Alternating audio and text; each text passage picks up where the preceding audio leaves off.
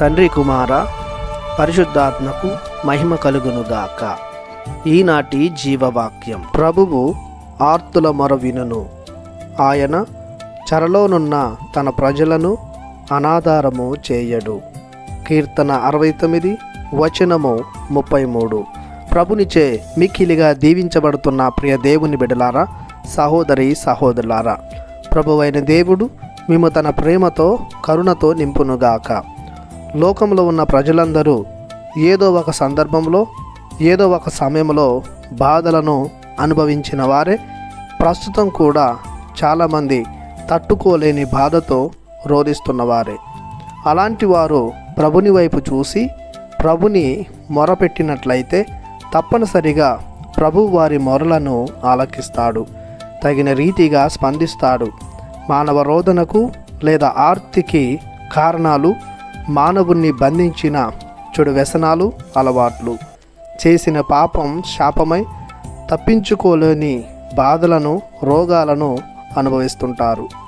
కొందరు త్రాగుడు, త్రీనుడు వంటి మత్తు పదార్థాలకు బానిసలై బయటికి రాలేక కొట్టుమిట్టాడుతుంటారు. బందీఖానాలో బరువులు, భారాలతో అల్లాడిపోతుంటారు. అలాంటి చెరసాలలో ఉన్న దేవుని విశ్వాసులను ప్రభువు విడువక, ఎడబాయక, అనాధారము చేయక, దుష్ట శక్తులతో పోరాడి దురలవాట్ల నుండి, దురాక్రమణల నుండి, శారీరక, మానసిక, ఆధ్యాత్మిక రుగ్మతల నుండి విడిపిస్తాడు.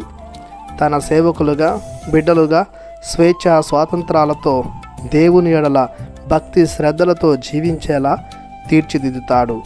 ఇర్మియా గ్రంథము 29:11 వచనంలో వాగ్దానం చేసిన మేలైన ఆశీర్వాదకరమైన బంగారు భవిష్యత్తును వారికి ప్రభువు బహుమానంగా దయచేస్తాడు. కావున లోకానికి, లోక ప్రమాణాలకు తలయొగ్గి చీకటి శక్తుల చెరలో జీవించక స్వేచ్ఛా స్వాతంత్ర్యాలను, జీవితానికి భద్రతను, భరోసానిచ్చు దేవుణ్ణి ఆశ్రయించి ఆరాధించుదాం. ప్రార్థించుదాము. మా ప్రియ పరలోకపు తండ్రి, మీ అనలేని కృపకు గాను మీకు మనసారా వందనాలు చెల్లిస్తున్నాము. మీ ఎడల విశ్వాసముంచి జీవించే దీనుల, దుఃఖితుల మొరలను ఆలించి మీ ప్రేమతో పాలించమని మీ ప్రియ కుమారుని అతి పరిశుద్ధ నామములో ప్రార్థిస్తున్నాము తండ్రి. ఆమెన్.